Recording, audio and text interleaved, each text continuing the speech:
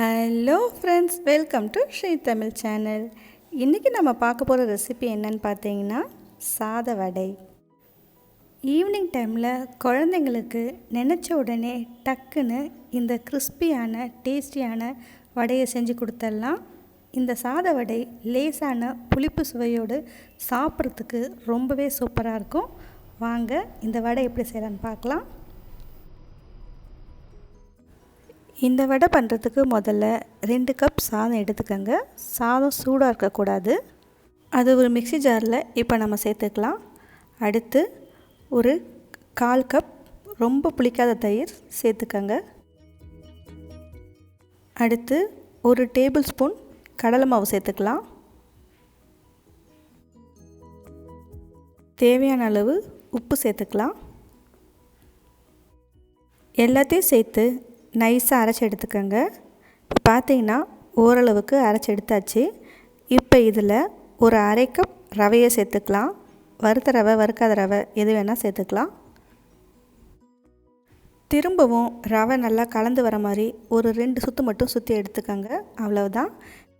இப்போ வேறு ஒரு பாத்திரத்துக்கு நம்ம மாற்றி எடுத்துக்கலாம். இப்போ பார்த்திங்கன்னா நம்ம மாற்றியாச்சு. இப்போ ரவை நமக்கு நல்லா ஊறணும். அதனால் ஒரு 30 நிமிஷம் இதை மூடி போட்டு அப்படியே வச்சுடுங்க. 30 நிமிஷத்துக்கு அப்புறம் நாம் வடை செய்ய ஆரம்பிக்கலாம். 30 நிமிஷம் ஆயிடுச்சு நமக்கு. அடுத்து நம்ம ஒரு பெரிய சைஸ் வெங்காயத்தை பொடியாக நறுக்கி இதில் நாம் சேர்த்துக்கலாம். உங்கள் காரத்துக்கு ஏற்ற மாதிரி பொடியாக நறுக்கிய பச்சை மிளகாய் சேர்த்துக்கலாம். பொடியாக நறுக்கிய கருவேப்பிலை ஒரு 2 டேபிள் ஸ்பூன் சேர்த்துக்கோங்க. கருவேப்பிலை எவ்வளோ சேர்க்குறோமோ அவ்வளோக்கு வடை நல்லாயிருக்கும். அடுத்து மிளகு 1 ஸ்பூன் சேர்த்துக்கலாம். மிளகை 2-3 இடித்து கூட சேர்த்துக்கலாம். அது உங்கள் விருப்பம்தான்.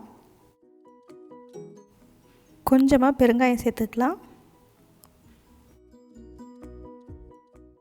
அடுத்து வாசனைக்காக இடித்த சோம்புத்தூள் ஒரு 1/2 ஸ்பூன் சேர்த்துருக்கேன். உங்களுக்கு விருப்பம் இருந்தால் சேர்த்துக்கோங்க. இப்போ இது எல்லாத்தையும் சேர்த்து நல்லா கலந்து விட்டுக்கோங்க. இப்போ பார்த்திங்கன்னா நமக்கு நல்லா வடை மாவு பதத்துக்கு வந்திருக்கு. இருந்தாலும் கொஞ்சம் தண்ணியாக இருக்கிற மாதிரி தெரியுது எனக்கு. அதனால் அதை சரி பண்ணுறதுக்காக நான் இதுக்கு கொஞ்சமாக அரிசி மாவு சேர்த்துக்கிறேன்.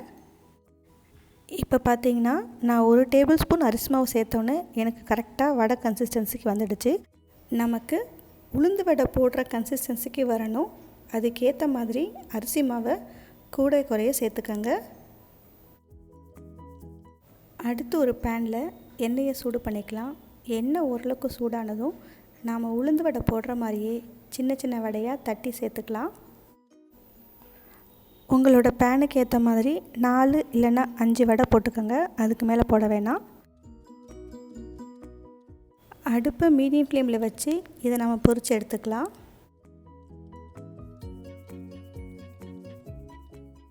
கொஞ்சம் நேரத்தில் பார்த்திங்கன்னா நமக்கு உளுந்து வடை செவந்து வர மாதிரியே நல்லா கோல்டன் கலரில் நல்லா செவந்து வரும்.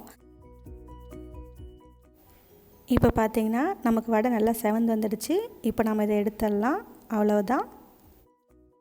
இந்த வடை சூடாக சாப்பிட ரொம்பவே சூப்பராக இருக்கும். ஓகே ஃப்ரெண்ட்ஸ், இந்த வடையை நீங்கள் வீட்டில் ட்ரை பண்ணி பார்த்துட்டு எப்படி இருக்குன்னு சொல்லுங்கள். இந்த ரெசிபி உங்களுக்கு பிடிச்சிருந்தா லைக் பண்ணுங்கள், ஷேர் பண்ணுங்கள். ஸ்ரீ தமிழ் சேனலுக்கு சப்ஸ்கிரைப் பண்ணுங்கள். தேங்க்ஸ் ஃபார் வாட்சிங்.